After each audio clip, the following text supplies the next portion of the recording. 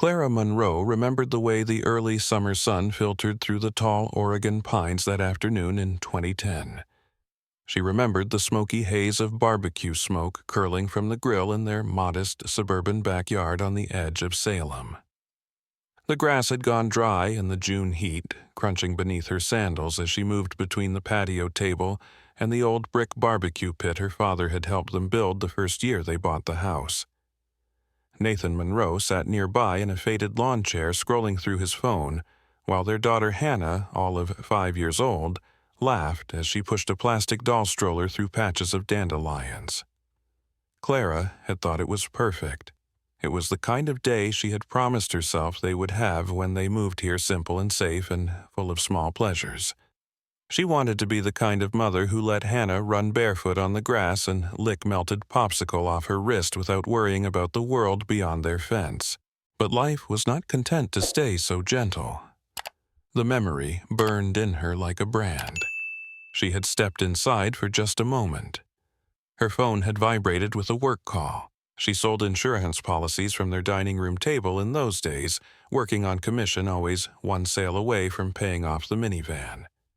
It was not her day to work, but her boss had texted something about needing a signature on a form. Clara remembered the squeak of the sliding glass door as she pulled it shut behind her, wanting to keep the flies out. She had picked up the phone from the kitchen counter, pressing it to her ear as she glanced at the clock on the microwave, noting it was barely after 3. She had been inside less than 5 minutes. She would insist that for years afterward. It was 5 minutes. She knew it because she had checked the call log obsessively. When she stepped back outside, the sun was in her eyes, brilliant and hot, casting everything in sharp relief. She squinted against the glare, looking for the splash of pink from Hannah's ruffled dress. There was no giggle to greet her, no tiny voice calling, "Mommy, look." Instead, she saw the plastic stroller tipped over near the back fence. The popsicle she had given Hannah lay on the grass, melting into a sticky orange puddle. For 1 second, Clara was annoyed. She thought Hannah must be sulking or had wandered behind the shed. She called her name with forced cheerfulness. She circled the yard. The gate on the side, the one that latched with a rusted hook, swung slightly in the breeze. Her blood chilled. She grabbed it and yanked it open, stumbling onto the driveway, calling Hannah's name louder, now voice cracking. Nathan heard her then and scrambled up, confusion on his face. He had not seen. He had not noticed. Panic was not instant, not at first. Panic built slowly, like water rising in a clogged sink. Nathan ran to check the front yard. Clara ran next door to the Andersons, pounding on their door so hard her knuckles bruised. No one had seen a little girl. She checked the street, squinting down the hot asphalt, but there were only parked cars and empty porches. Nathan tried to say they should check the park at the end of the street. Clara refused. She ran back into the house and called 911, sobbing so hard the operator had to tell her twice to calm down and give her address. Nathan argued, saying maybe Hannah was just hiding kids, played tricks they would scare her if they called police too soon. Clara snapped at him so viciously she would later regret it, her voice going hoarse from screaming. Police arrived within minutes. They fanned out, searching yards, knocking on doors. Neighbors emerged onto porches, eyes wide, exchanging worried murmurs. Clara sat on the curb in the heat, elbows on her knees, fingers digging into her hair, rocking slightly. An officer knelt in front of her, asking what Hannah had been wearing. Clara told them again and again, a pink dress with white daisies, light-up sneakers with Velcro straps. She described her hair pale gold and wispy, her eyes bright green like Clara's own. Nathan tried to comfort her, placing a shaking hand on her back, but she shrugged him off. The words fell from her mouth in a chant. 5 minutes. She was gone in 5 minutes. 5 minutes was all it took to destroy a life. They searched until night fell. Volunteers with flashlights combed the neighborhood. K-9 units traced Hannah's scent to the back fence where the grass was worn down, but the dogs lost the trail near the street. An officer asked Clara if anyone had been parked nearby. Clara thought about the dark green van she had seen circling the block earlier, but dismissed it then as a delivery vehicle or a contractor. She screamed the memory at the officer, now sobbing furious at herself for noticing, but not noting for not taking down the plate.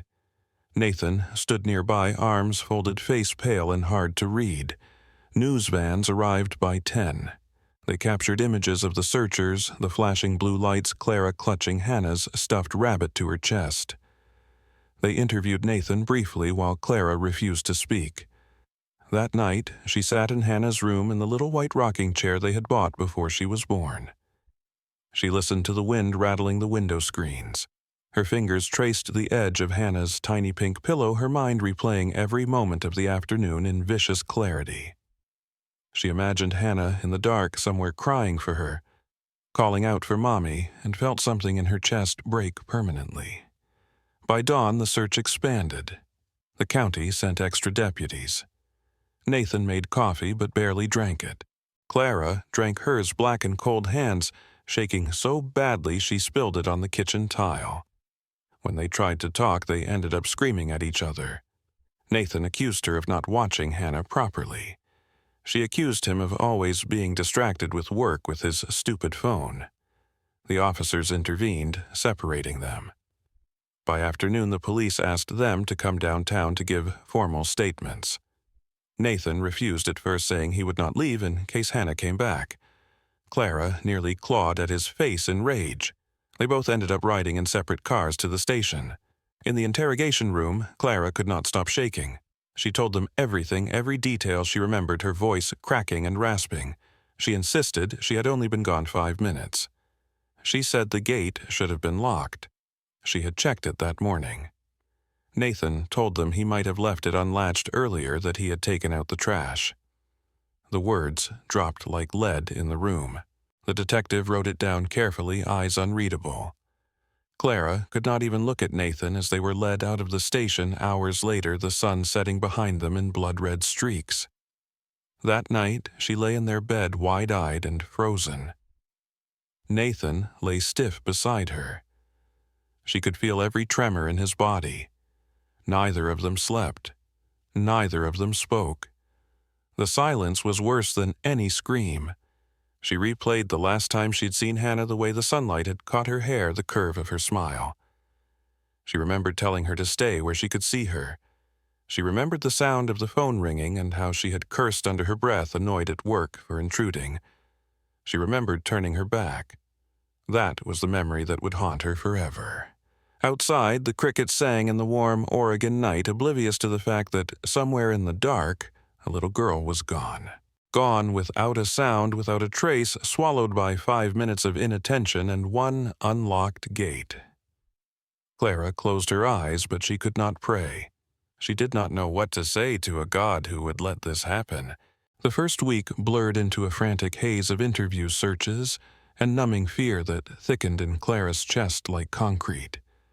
She sat in the back of patrol cars, watching the neighborhood slip by in grim silence, while officers asked questions she could barely process.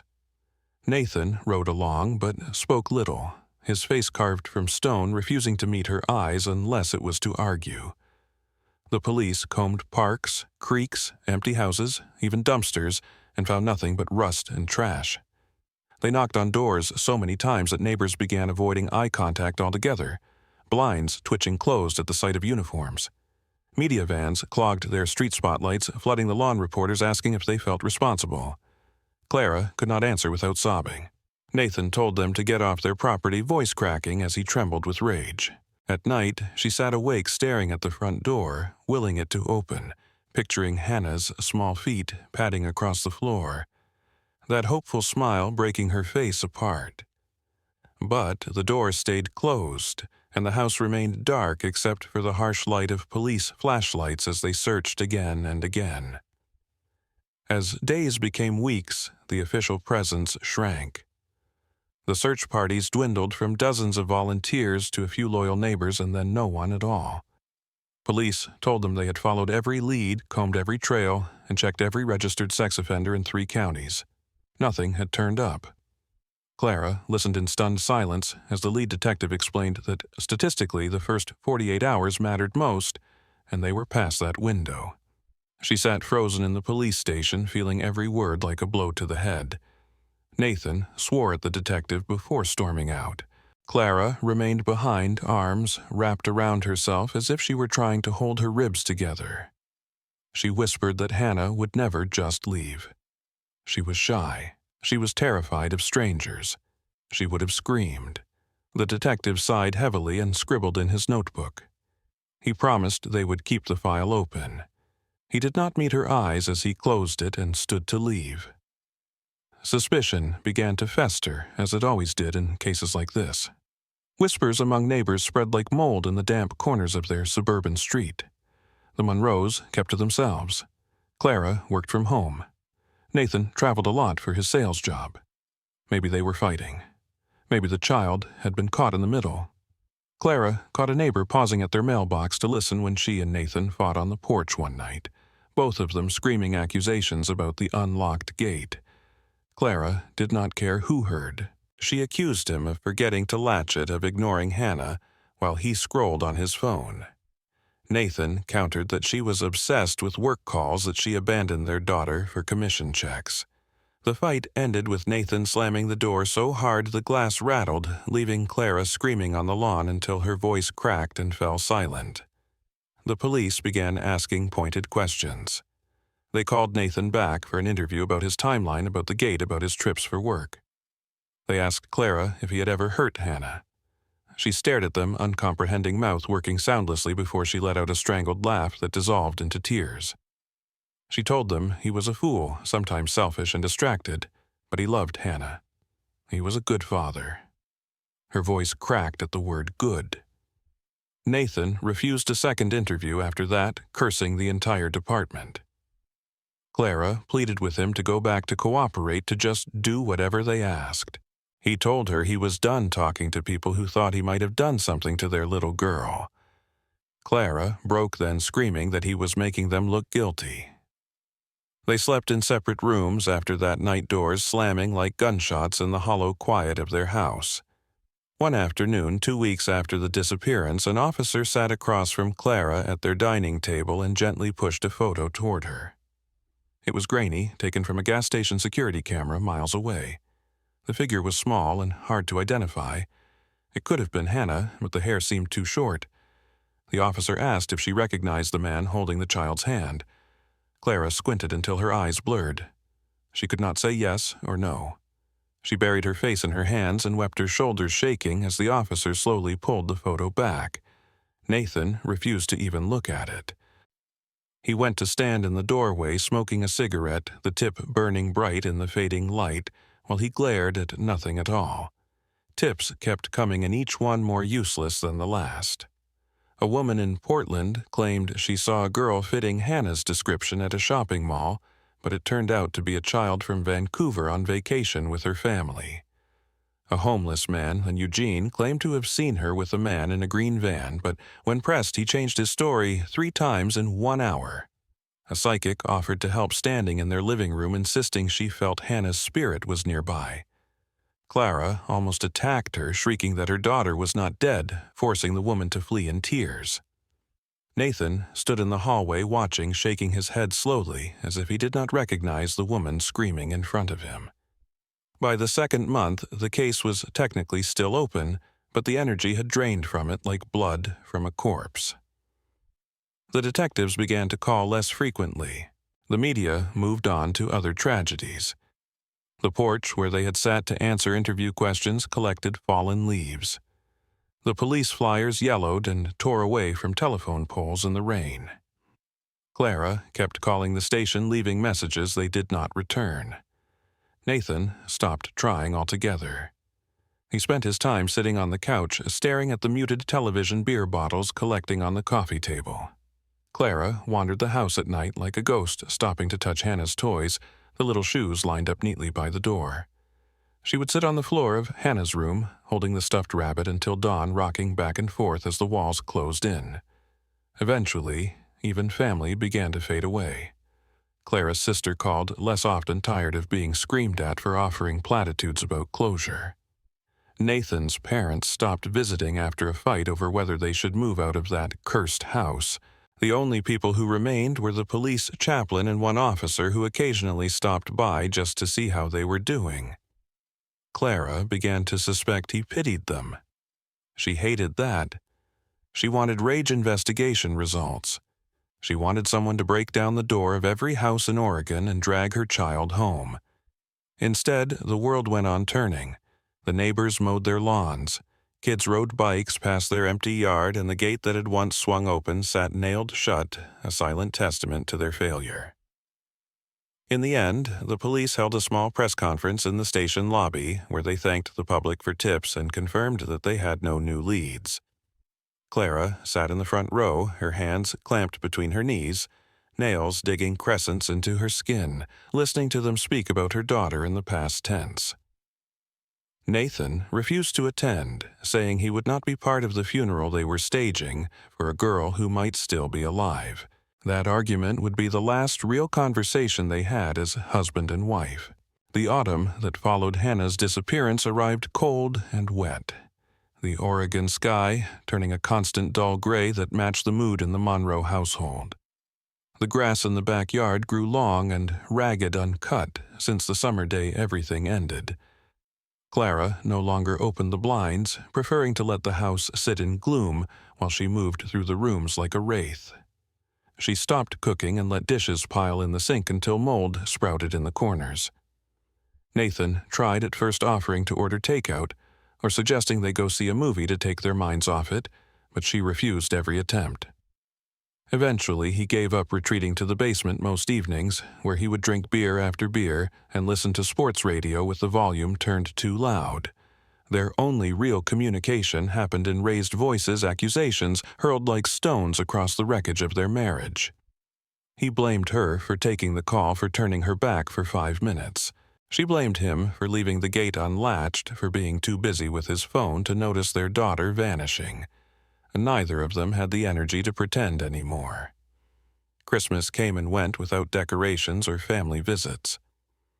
Clara's sister called and left voicemails pleading for her to come stay for the holidays, saying it would be good for her, but Clara ignored them all.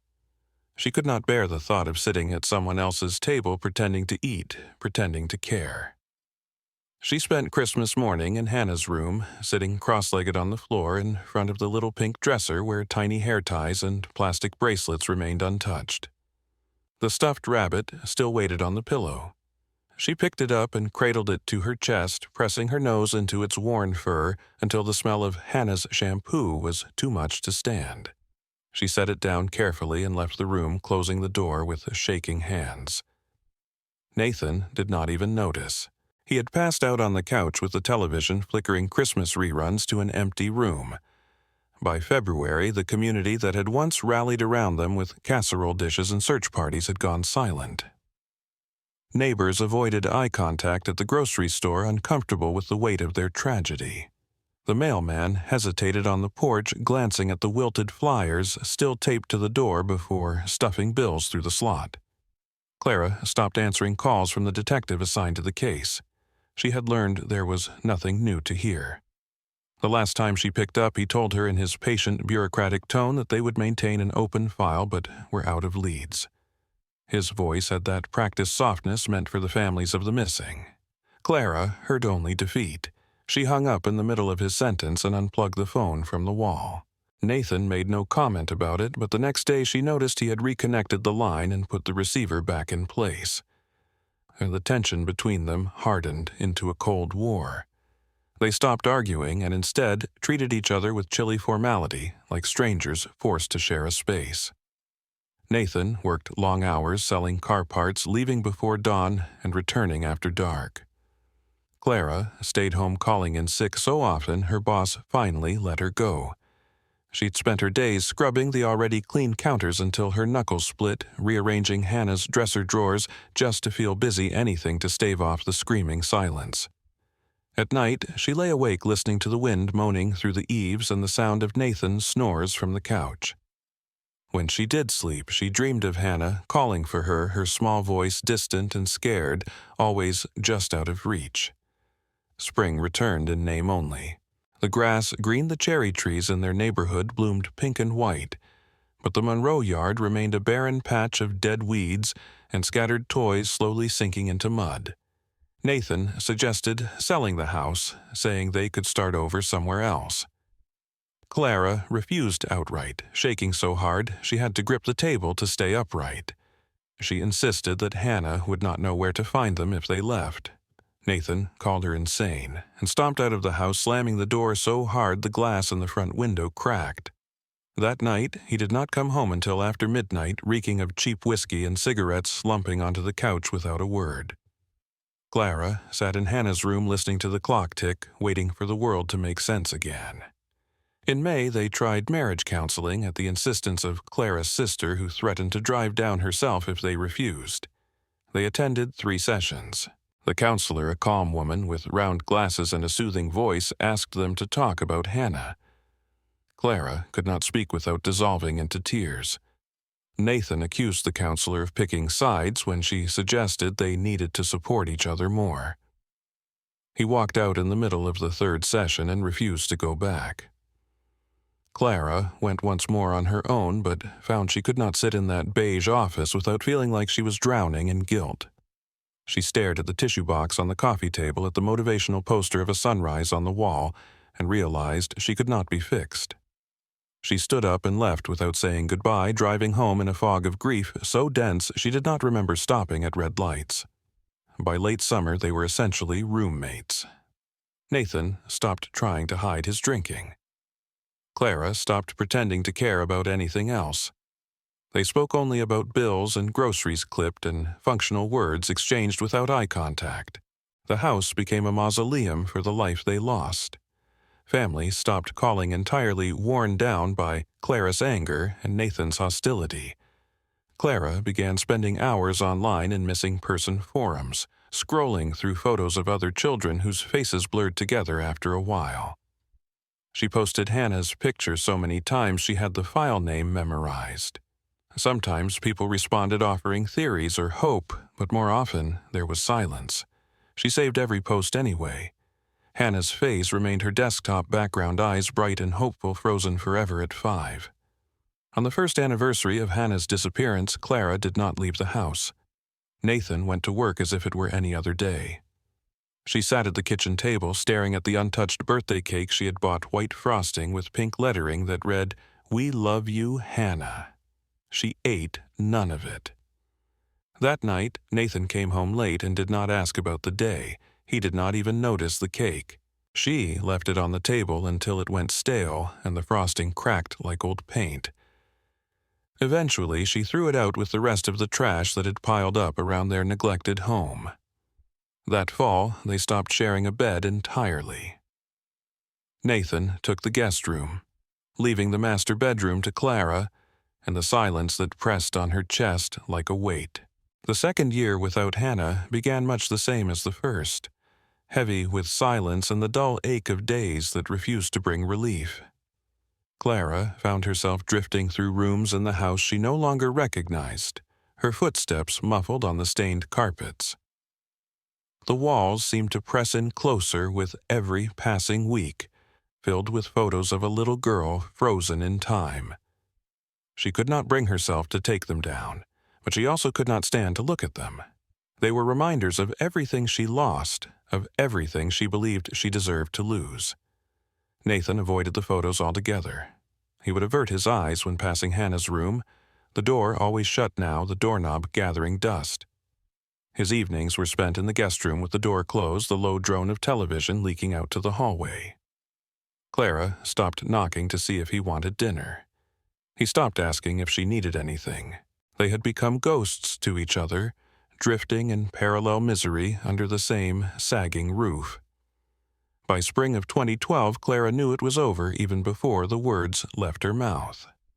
One morning, she sat at the kitchen table with the divorce papers she had printed from an online template, the ink smudged from the trembling of her fingers. She waited for Nathan to come home from his overnight shift, listening to the clock tick. When he entered, she did not greet him. She simply slid the papers across the chipped Formica tabletop, her eyes dull and red-rimmed. Nathan stared at them without touching them, his jaw working as if he were trying to chew the words he could not say. For a moment, she thought he might cry or rage or plead with her to stop, but he only let out a breath that seemed to deflate him completely. He asked where he needed to sign. Clara felt something break inside her at the flatness of his voice. She did not try to stop him. They divided everything quickly, almost clinically. The house would stay in Clara's name because Nathan had no interest in keeping it. He claimed he could not sleep there anymore, could not breathe with all those memories pressing down on him. Clara refused to leave. She said if Hannah ever came back, she would know where to find her. Nathan said nothing to that. He gathered what he wanted, in silence a few changes of clothes, his shaving kit, a set of tools from the garage. He packed them into the back of his aging SUV without ceremony. When it came time to leave, he stood in the living room looking around with eyes that refused to settle on anything. Clara waited for him to say goodbye, to apologize, to confess anything at all, but he just nodded once before walking out. She listened to the engine turn over and fade down the street until the sound died completely. Nathan moved to Boise, Idaho, where he had found work with an auto parts distributor. Clara knew only what he told her in a single short email about his new address. She did not reply. They communicated only through lawyers for the next several months, ironing out small details of the settlement.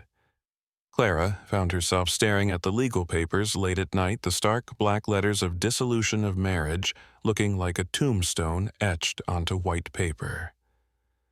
She wondered if the word widow might have felt kinder. Divorce seemed to suggest that there had been a choice, that they had both walked away willingly from something that had been murdered between them in broad daylight. She would sit at the kitchen table until dawn, the divorce decree under her fingertips, the coffee cold in her cup, trying to feel anything at all. In the empty house, time began to warp. Days bled into one another, marked only by small, humiliating errands. She tried to return to work at the insurance agency, but found she could not sit through a meeting without shaking. She stopped showing up after 3 days. Bills began to pile up in uneven stacks on the dining room table. She would open them and set them aside, unable to process the numbers, the due dates, the threat of utilities being shut off. Friends she had once called weekly now texted only on holidays, short and awkward notes that offered nothing real. Her sister tried to visit once, driving down from Portland with her husband and kids, but Clara did not open the door. She sat in the dark, listening to them knock and call her name until they gave up and left. She did not want to see their pity or their polite offers of help. She did not want them to see what she had become. Clara stopped taking care of the house. The gutters clogged with fallen pine needles. The yard turned into a patchwork of weeds and bare dirt. She let the mail pile up on the porch until the carrier left a warning note about delivery suspension. The city posted a code violation notice on her door for the overgrown grass. She tore it down and let it flutter away on the wind without reading it. She could not bring herself to care. Every room in the house felt colder, emptier, as if the walls themselves were trying to abandon her. She would wander the halls at night, touching the light switches she never used, listening to the creaks of the settling foundation, and wondering if Hannah had ever felt alone, if she had ever cried for her mother in the dark. These thoughts settled in her chest like stones she could not cough up. Nathan did not return to Salem except once for the final court appearance. They sat on opposite sides of the courtroom in their best attempt at formal clothing. Clara wore a black dress that hung off her too thin frame like a funeral shroud. Nathan wore a wrinkled button-down shirt and avoided her eyes. The judge asked them simple questions in a monotone voice.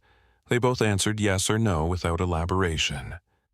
When it was done, Clara felt no relief, no catharsis, only an exhausted resignation, as if the last tie binding her to hope had been severed with dull scissors.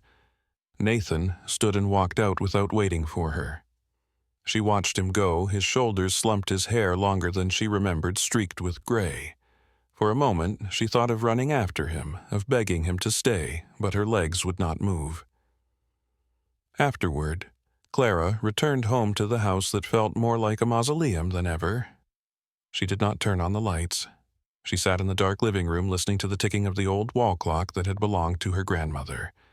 It was the only sound in the room, steady and implacable. She let the hours pass without moving. Outside, the wind picked up, rattling the loose shutters and making the house groan in protest. She felt small and useless in the vast emptiness of it all, wondering how it was possible for a person to be both alive and so completely gone. Eventually, she stood walking to Hannah's room and resting her forehead against the door, willing herself to feel her daughter's presence, to hear her laugh. But there was nothing, just the hollow creak of floorboards beneath her feet. The years after the divorce stretched into a monotonous parade of empty seasons, each indistinguishable from the last. Clara stayed in the house, refusing to sell despite her sister's repeated pleas to let go and start fresh somewhere new. She told herself that if Hannah ever came back, she would need to find her mother in the same place. That single stubborn promise was the only tether keeping her upright. She took a part-time job stocking shelves at a local pharmacy, a job that required little conversation and even less emotional investment. She would move in slow, methodical loops between aisles, arranging boxes and bottles, while her mind replayed that June day over and over in excruciating detail. She rarely spoke to her coworkers beyond polite greetings, avoiding their concerned glances when they noticed how thin she had grown, how hollow her eyes seemed beneath heavy lids. She refused every invitation to grab coffee after work, returning home each evening to sit in the dark living room listening to the wind scrape against the windows like nails on a coffin lid. Every so often, a tip would arrive in her mailbox or voicemail, igniting a brief, cruel flicker of hope. Once in 2014, police in Seattle arrested a drifter who confessed to multiple kidnappings. Clara clung to the news like a lifeline, calling the Salem police station in tears to ask if Hannah was among the children recovered. An officer with a gentle voice explained that none of the victims matched Hannah's age or description. Clara thanked him numbly and hung up before collapsing on the floor in sobs that seemed to tear her apart from the inside out. Another time, in 2016, a well-meaning stranger on an online forum sent her a blurry photo of a child spotted at a rest stop in Northern California, claiming she looked like Hannah might now. Clara printed the photo and taped it to her refrigerator, staring at it for weeks, despite knowing in her gut that the girl in the image was not her daughter. When the police confirmed the child had been identified and was with her biological parents, Clara tore the picture down and shredded it, her hands trembling so violently she nearly cut herself on the blade. The false leads continued, each one carving another notch in her battered soul.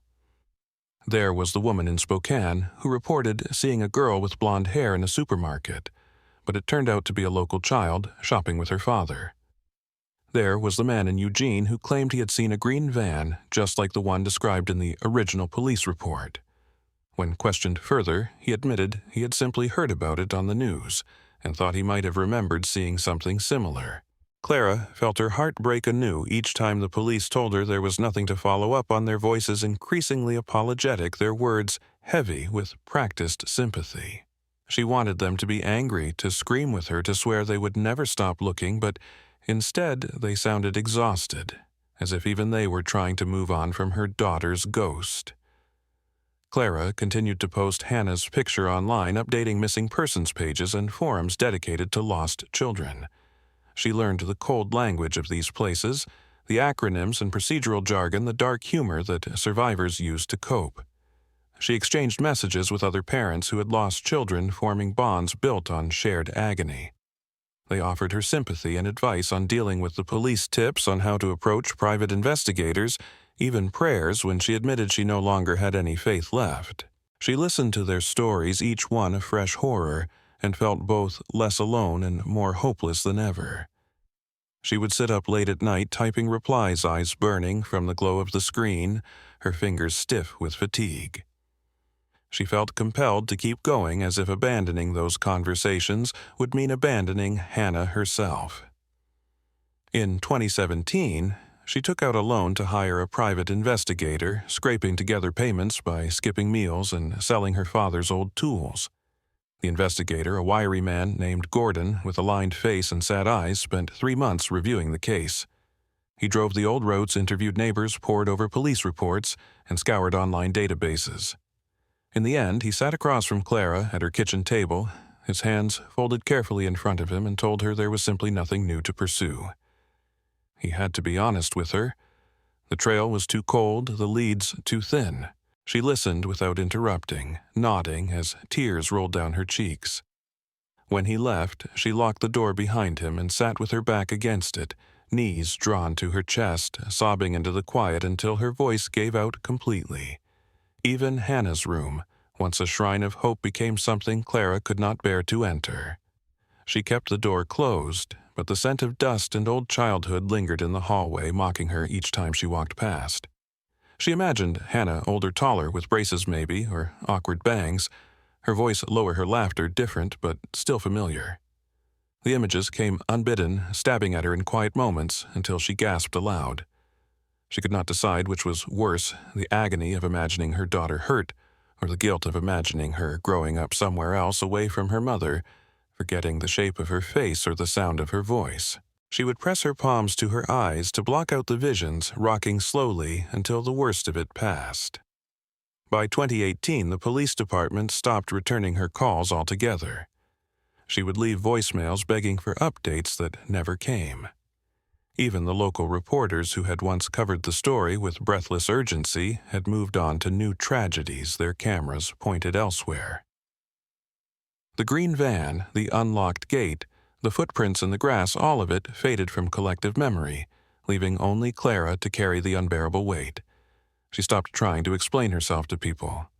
When cashiers asked how her day was, she would nod mutely, her lips pressed into a thin line to keep from screaming. Friends who still reached out did so with careful pity, their voices full of landmines they tried not to step on.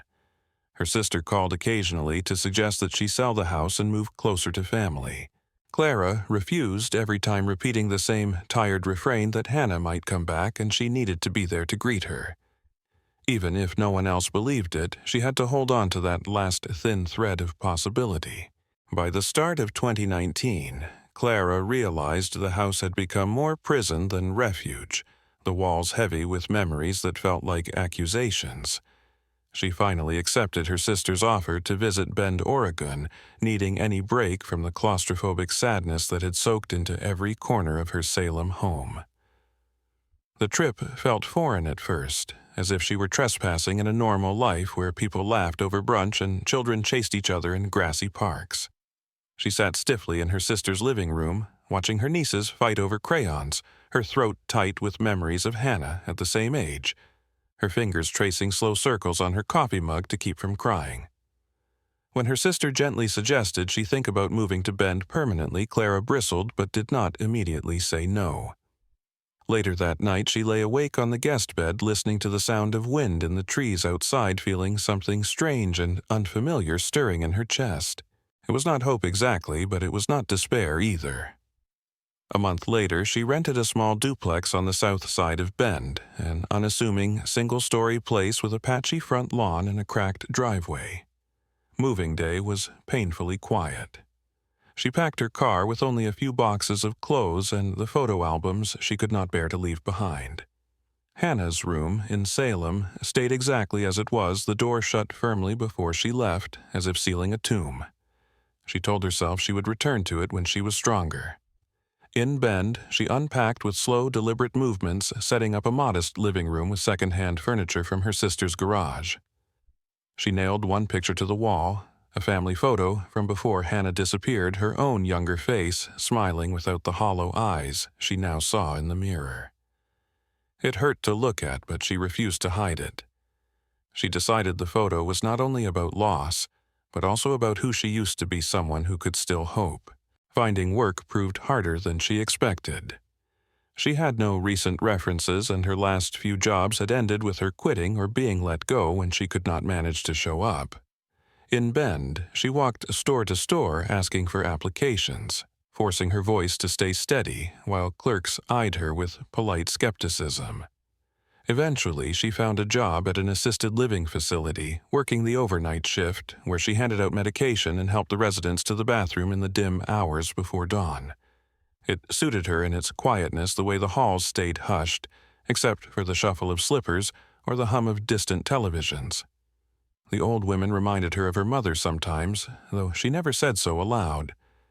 She treated them gently, her voice soft, even when they forgot who she was. For the first time in years, she felt vaguely useful, though the job left her exhausted in a way that felt like penance. Her co-workers tried to be friendly, inviting her to lunch after shifts, asking about her family. She dodged their questions with half-truths and polite deflections, explaining that she had moved to Bend for a fresh start. She did not mention Hannah or Salem. She did not want to see the same pitying expressions she had learned to hate.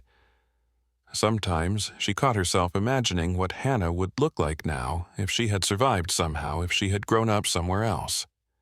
These thoughts would catch her off guard in the middle of routine tasks, her eyes going damp as she crushed empty pill packets into the trash. She would shake herself and keep moving. She knew there was no room for tears when she needed to keep these frail, confused residents from slipping and falling. It was at the facility that she met Matt, one of the maintenance workers who stopped her in the hall one morning to ask if she wanted coffee. She said no the first few times, not sure she remembered how to have a normal conversation. But Matt was gentle and patient, and eventually she found herself sitting across from him in the break room, watching the steam rise from a chipped mug. He talked about his teenage daughter living with her mother in Portland, about fishing trips he had not taken in years. Clara listened more than she spoke, grateful for his quiet calm. She liked that he did not push for details when she offered none. Over the next months, they fell into a sort of unspoken companionship, sharing rides home when their schedules overlapped, exchanging tired smiles in the parking lot at dawn. It was not romance exactly, but it was human, and for Clara, that felt like a miracle. Matt invited her to dinner once, cooking pasta in his tiny kitchen while an old record played scratchy jazz. She felt absurdly self-conscious sitting on his sagging couch, noticing the mismatched plates and the dented coffee table. When he handed her a glass of wine, she held it with both hands to hide the trembling. They talked about everything but the past. He asked about her plans, and she surprised herself by admitting she did not have any. He told her that was fine, too. She watched the lines around his eyes crinkle when he smiled and felt something loosen in her chest. That night, she went home alone, but lay awake thinking about the warmth in his apartment, the casual kindness of someone who expected nothing from her but presence. Despite these fragile new connections, Clara could not bring herself to fully settle. She kept her boxes half unpacked in the bedroom closet, telling herself she might need to move again. She still paid the property tax on the Salem house, checking the mail there once a month like a ritual. She kept the utilities on low, refusing to let the pipes freeze in winter. She maintained the illusion that she would return for good one day, that the house was simply waiting for Hannah to find her way back.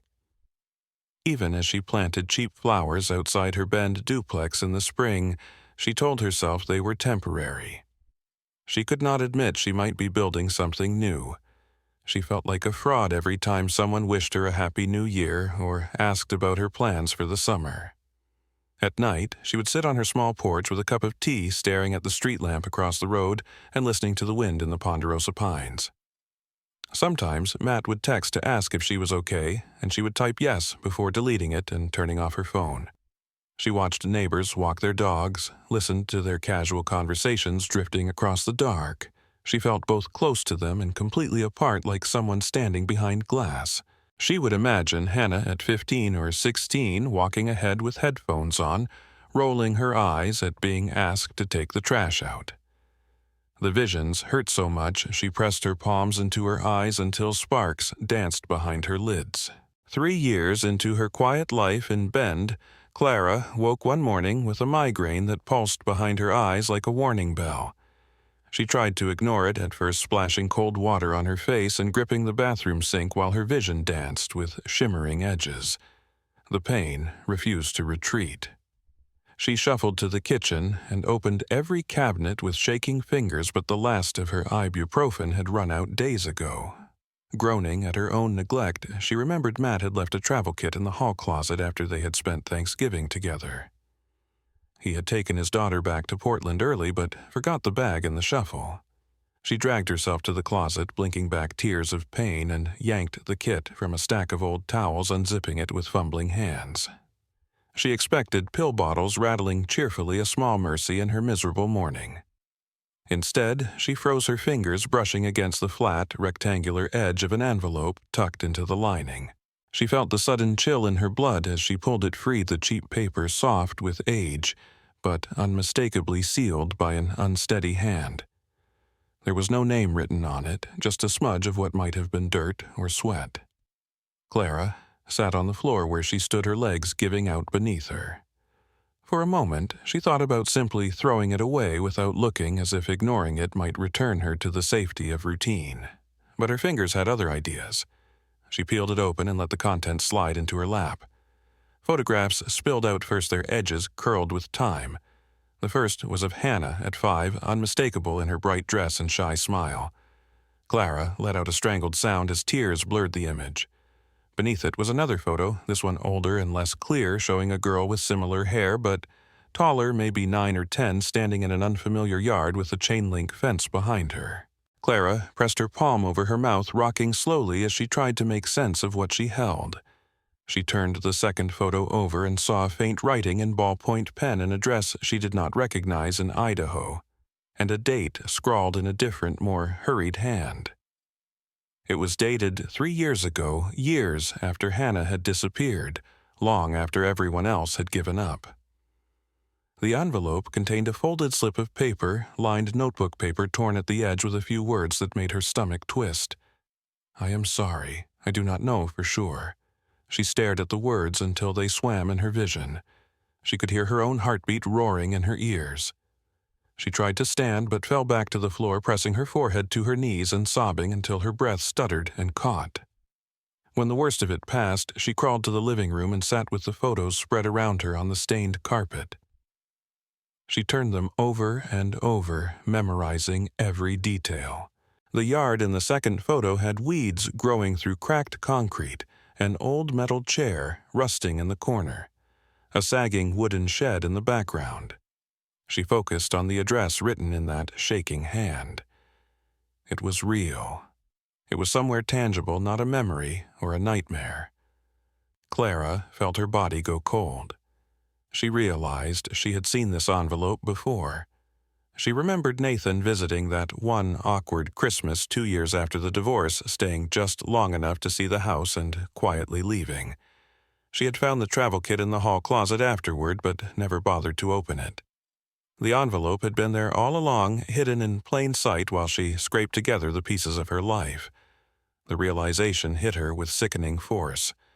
Nathan must have known something. He had seen something. He had carried this evidence with him, and instead of taking it to the police, he had hidden it in a toiletry kit, tucked it away as if trying to forget.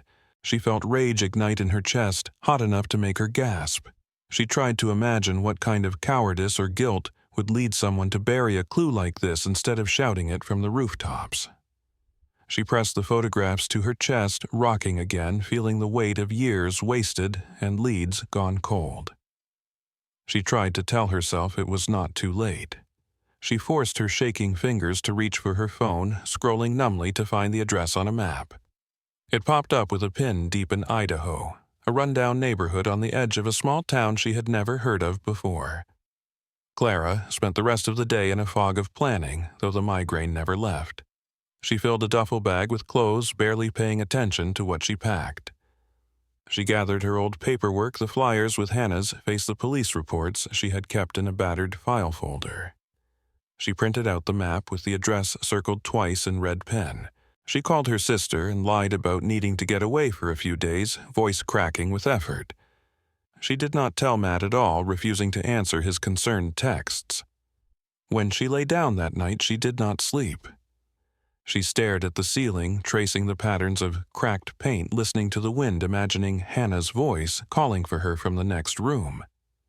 She swore to herself she would go. She would see for herself. She would not let another year pass with questions rotting in her bones. The next morning, she left before dawn, watching the empty streets of Bend glow with the orange hue of streetlights.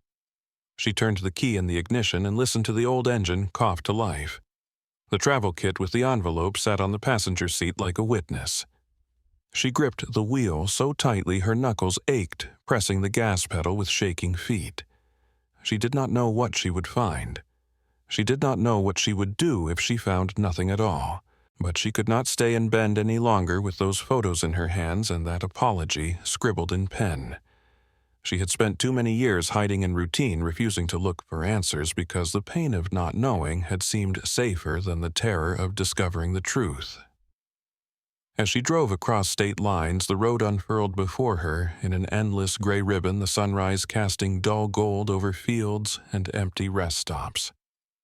She forced herself to stop crying, focusing instead on the address printed out on the passenger seat, repeating it in her head like a mantra.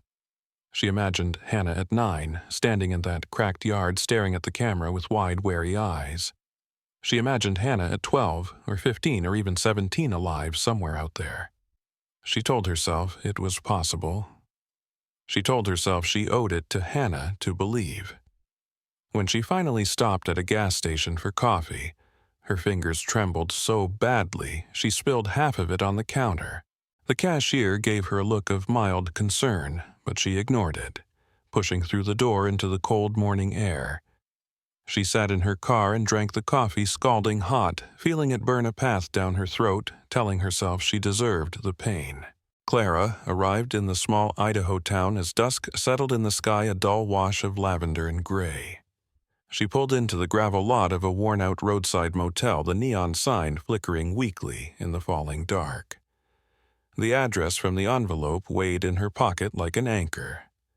She had rehearsed what she would do 1,000 times on the drive. Now that she was here, her body felt heavy and clumsy, her hands trembling as she handed over her ID at the front desk. The clerk barely looked at her, mumbling the room number and pushing the key across the counter with a bored glance. She took it without speaking, swallowing the sour taste in her mouth. In her room, she sat on the edge of the bed, listening to the old heater rattle to life. She spread the photos on the thin blanket and studied them under the harsh yellow light, searching for clues she might have missed. The girl in the second photo stared back at her with Hannah's eyes older but unmistakable. Clara pressed a hand to her lips to keep from crying out. The next morning, she forced herself to eat a stale granola bar and drink weak coffee from the motel lobby.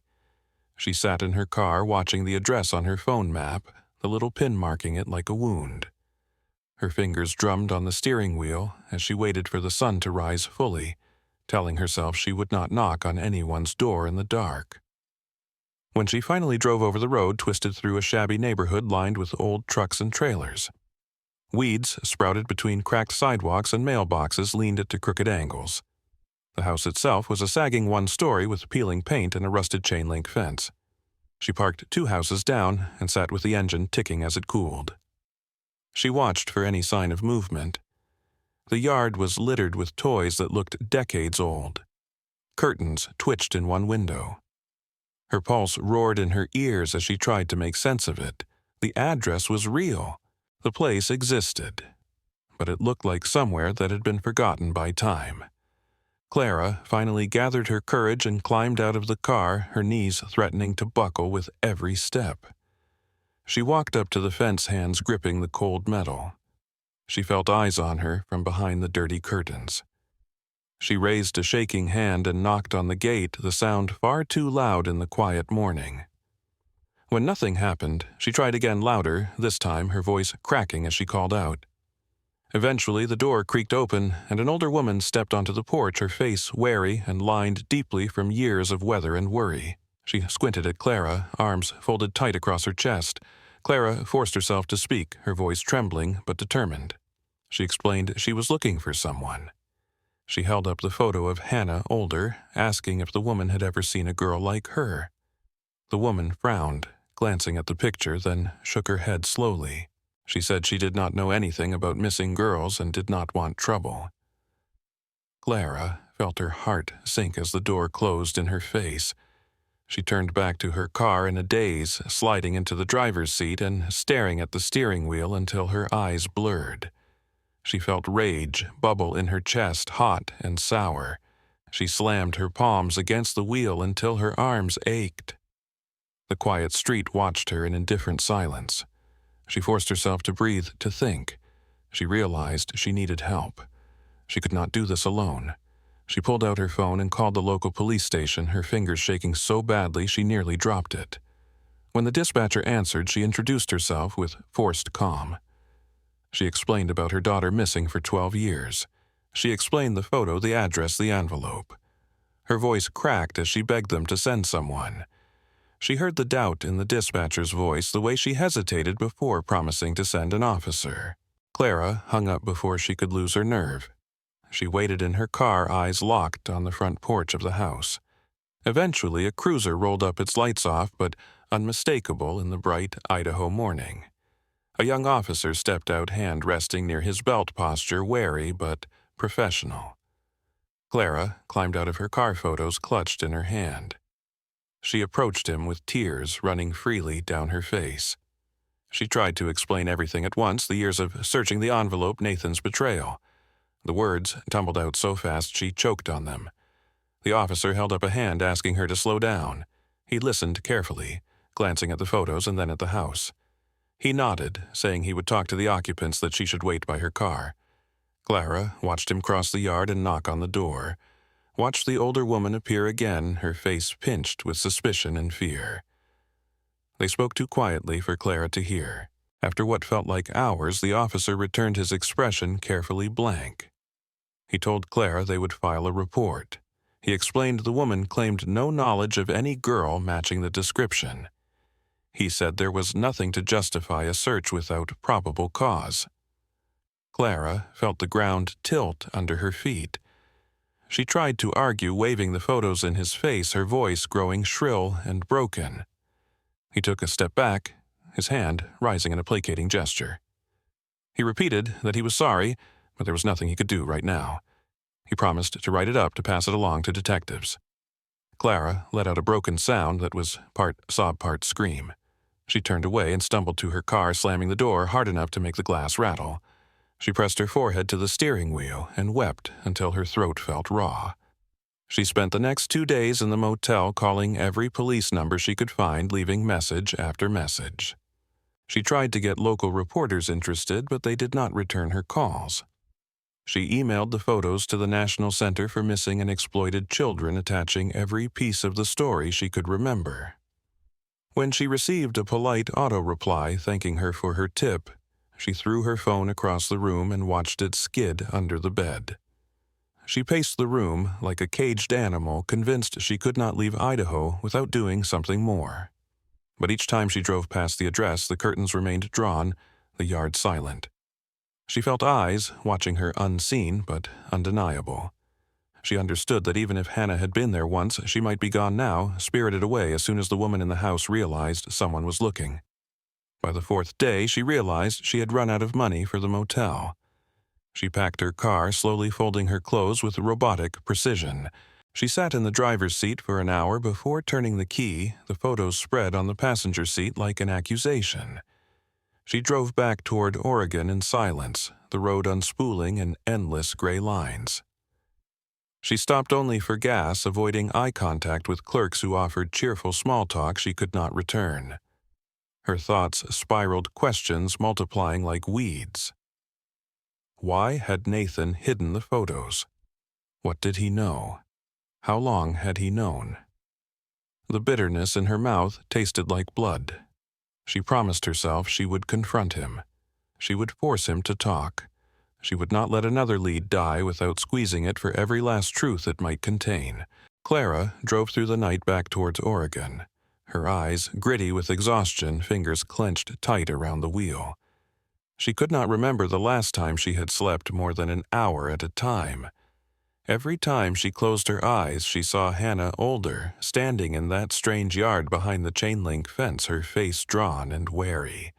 She replayed the conversation with the officer in Idaho over and over, hearing his polite refusal, his flat apology. She ground her teeth in rage, furious with herself for not screaming louder, for not forcing them to look harder. As dawn broke over the highway, she pressed harder on the gas, determined to reach Boise before her nerve failed. She repeated Nathan's address in her head like a curse, picturing his face, imagining the moment she would finally make him explain himself. The idea of turning around never even crossed her mind. When she reached Boise, the sun was climbing high in a pale blue sky. The suburban streets felt too neat, too peaceful for the rage boiling in her chest. She found Nathan's house easily enough, a modest two-story with beige siding and a small patch of carefully trimmed lawn. She parked on the opposite curb engine, idling, while she watched the windows for movement. She had not warned him she was coming. She wanted it that way. She wanted him unprepared, forced to look her in the eye and tell the truth. When she finally killed the engine and stepped out, her legs trembled with fatigue and adrenaline. She marched up the walkway, fists clenched at her sides, barely registering the birds chirping in a nearby tree or the muffled bark of a dog 2 yards over. She raised her hand and knocked hard enough to sting her knuckles. Nathan opened the door slowly, surprise flickering across his face before settling into something like dread. He looked older than she remembered, his hair almost entirely gray, his eyes shadowed with dark circles. For a moment, they simply stared at each other, the weight of 12 years pressing down on them. Clara felt her lip curl in disgust as she shoved the photos at him. She demanded he explain himself, her voice shaking with barely restrained fury. Nathan looked at the photos without touching them, his eyes going wet. He tried to speak, but she cut him off, yelling so loudly a neighbor peeked through their blinds across the street. She did not care who heard. She told him she knew about the envelope, the address, the apology scribbled like an afterthought. She asked him why he had hidden it, why he had let her go on thinking Hannah was gone forever. Nathan finally spoke, his voice hoarse and broken. He told her he had received the envelope anonymously 3 years ago. He had opened it in his kitchen late at night and nearly vomited when he saw the photos. He had driven out to the Idaho address himself the next day, determined to find something, anything. But when he got there, no one answered, and he sat in his truck for hours trying to work up the courage to knock again. He claimed he felt watched, convinced someone was recording his license plate or memorizing his face. He said he panicked. He told her he brought the envelope back to Boise and tried to forget about it. Clara slapped him hard enough that her palms stung. Nathan did not even flinch. He just stood there, tears sliding down his face, repeating that he was sorry that he had been too much of a coward to tell her. Clara felt something inside her break open, then hot and ragged. She screamed at him that he had stolen 3 more years from her, that she could have gone to Idaho sooner, found Hannah sooner. She said she had been dying every day in that house while he had been hiding evidence in a shaving kit like it was some dirty secret. Nathan dropped onto the front step, burying his face in his hands. He told her he hated himself for it, that he thought if he ignored it long enough it would go away, that maybe it was a cruel prank and he could protect her from more false hope. Clara spat at the ground near his feet, shaking so hard she could barely stand. She felt all the years of searching, the nights spent staring at Hannah's photo, the endless calls to police and reporters. It all pressed on her like a physical weight. They argued for what felt like hours on that porch, voices cracking, faces red with rage and grief. Nathan accused her of being obsessed, of refusing to move on, of dragging them both into this hell. Clara countered that she had to keep looking because one of them had to care enough not to give up. She told him she would never forgive him for letting her rot in that house while he sat on this secret. She felt the fight burn itself out eventually, the words thinning into exhausted silence. Nathan rested his elbows on his knees, breathing hard. Clara wiped at her face with shaking fingers, realizing she had smeared tears and snot across her cheeks without noticing. The street was quiet again except for the wind rustling leaves in the gutter. She felt sick with fury, with heartbreak, with the crushing knowledge that they were both broken in ways they would never fix. Eventually, Nathan asked if she wanted to come inside. Clara hesitated on the porch, feeling the sun on her back, the smell of freshly cut grass hitting her like an insult. She shook her head slowly. She told him she was not here for comfort, that she was not here to forgive him. She was here to find out everything he knew. She demanded he tell her every detail about the visit to Idaho, what the yard looked like, who might have been watching. He spoke in fits and starts, voice cracking, painting a picture of a run-down street, curtains drawn tight, the faint smell of garbage in the heat. He admitted he could not remember every detail. He told her he had been shaking so badly he nearly dropped the envelope on the ground. Clara listened with arms folded tight, her nails biting into her skin. She burned every word into memory. When she finally turned to leave, she told him she was not done. She said she would keep going, that she would go back to the police with or without him. Nathan said nothing, just watched her walk down the path toward her car. She felt his eyes on her back, but did not look over her shoulder. She threw herself into the driver's seat and slammed the door, gripping the wheel until her knuckles turned white. She sat there for a long time, breathing in ragged gasps. She wiped her eyes on her sleeve and started the engine. The sun was higher now, the day warming with the promise of summer. She put the car in gear and drove away from Nathan's house, refusing to look in the rearview mirror, her mind already spinning with plans for what came next. Clara drove through the Oregon hills in silence, the green blur of trees pressing in on either side of the narrow highway. She felt her hands cramp around the wheel, her eyes stinging with the weight of 1,000 unshed tears. The conversation with Nathan replayed in her head in an endless loop, every ugly word, every confession. She felt sick with anger at him and at herself for letting so many years slip through her fingers. She knew she could not change what was done. The only thing she could do was use what she had learned. As she crossed the state line, the ache in her chest pulsed with something like determination. She would not let the truth be buried again. She would not be the woman who sat behind closed curtains, waiting for someone else to do the work. She was tired of feeling like a ghost haunting her own life. When she reached Bend, she did not go straight to her duplex. Instead, she drove to the small police station near the center of town. She parked and sat for a long moment with the engine ticking, breathing in through her nose and out through her mouth in ragged cycles. She gathered the photos from the passenger seat, the envelope now crumpled and soft at the edges. She forced herself to look at them one more time, memorizing Hannah's face, the older version of her daughter that she'd never allowed herself to imagine. She felt her heart twist painfully in her chest. She wiped her eyes with the back of her hand and opened the car door. The late morning sun was bright and pitiless on her shoulders as she walked up the steps, each one feeling like it carried the weight of a lifetime. Inside the station, the lobby was quiet and smelled faintly of floor cleaner. A uniformed receptionist glanced up with polite curiosity. Clara swallowed the lump in her throat and approached the counter. She explained in a voice that trembled only slightly that she needed to speak to a detective about her missing daughter. The receptionist nodded solemnly and picked up a phone, speaking in low tones. Clara shifted her weight from foot to foot, clutching the photos to her chest like a shield. Minutes later, a detective in plain clothes appeared, his eyes tired but kind. He gestured her toward a small interview room down the hall. Clara followed her legs, numb her vision, tunneling in and out of focus. When they sat at the metal table, she laid the photos out between them, smoothing them carefully so the detective could see every line, every shadow. She told him everything.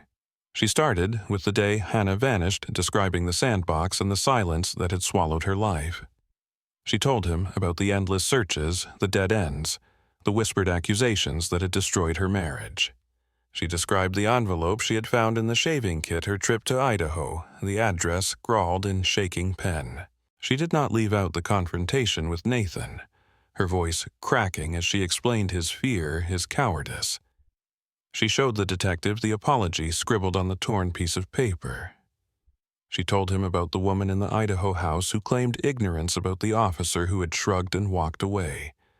She laid bare every wound, every failure. Her voice wavered, but did not break. The detective listened without interrupting, his pen scratching slowly across his notebook, his brow furrowed with concentration. When she finished talking, she fell silent, the only sound in the room the hum of the old air conditioning unit. The detective looked at her for a long moment before speaking. He told her he could not promise anything. He explained that jurisdictional issues would complicate things, that they would have to contact the local Idaho authorities, that the evidence was thin. But he also told her he would not ignore it. He said he would forward everything to the State Bureau, that he would call the Idaho Department himself, that he would make sure it was not buried at the bottom of a file cabinet. Clara felt her shoulders sag with a mixture of relief and exhaustion. She did not trust him entirely, but she heard the resolve in his voice, the way he did not look away from her pain. She nodded mutely and gathered the photos when he finally stood. She walked out of the station into the bright afternoon, feeling unsteady on her feet. She sat in her car for a long time, watching people pass on the sidewalk, young mothers holding the hands of their children, teenagers laughing into their phones. The world continued around her, indifferent and alive. She rested her forehead against the steering wheel and let out a long breath that shook her entire frame. She knew this was not an ending. It might not even be a beginning, but it was something different than silence. It was an attempt. She had brought the truth into the light where it might have a chance to grow. She had refused to carry it alone any longer. That would have to be enough for now.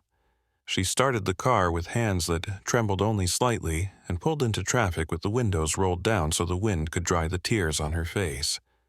That evening, she went back to her duplex, the small space feeling emptier than ever. She showered until the hot water ran cold, scrubbing at her skin as if she could wash away the years. She made tea and sat on her porch watching the sun slip behind the mountains. The sky turned bruised and dark, the first stars blinking into view. She thought of Hannah, somewhere under the same sky, older than she could picture, changed in ways she could not predict. She closed her eyes and whispered a promise into the gathering dark. She told her daughter that she would keep going. She would keep asking questions. She would keep her face alive in every place that might listen. She would not stop until there was nothing left to find. The words felt like a prayer and a vow in equal measure, carried away on the cool night wind. The next morning, she called her sister and told her everything. For the first time in years, she heard real shock in her sister's voice, quickly followed by anger, then grief. They cried together quietly over the line, neither offering false comfort. Her sister told her to come stay for a few days, said they would figure things out together. Clara hesitated, looking around her tiny living room, the boxes she had never finished unpacking. She realized she did not want to be alone anymore. She said yes. She hung up the phone and began gathering clothes into a bag. She paused only once, standing in front of the old photograph she'd nailed to the wall when she moved in. She reached out and traced Hannah's smiling face with her fingertip. She felt the tears come again, but let them fall without shame. When she closed the door behind her, she did not lock it. She left it open a crack as she walked down the path to her car, the morning light spilling across the floor inside. She loaded her bag into the trunk and sat in the driver's seat, gripping the wheel with steady hands. She took one last look at the small house she had tried to turn into a refuge, and then started the engine. The road stretched out ahead of her, winding through the trees, the sunlight breaking in soft patches across the asphalt. She drove, with the windows down, the wind tangling her hair, the photos safely tucked in the seat beside her. She did not know what she would find next. She did not know if Hannah was waiting for her somewhere. But she knew she would not stop looking. She would not give up.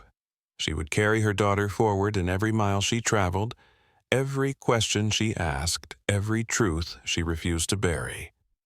If you enjoyed this story, make sure to like and subscribe for more narratives like this one. I would love to hear what you think about the plot and where you are watching from, so share your thoughts in the comments below. Your feedback helps keep these stories alive.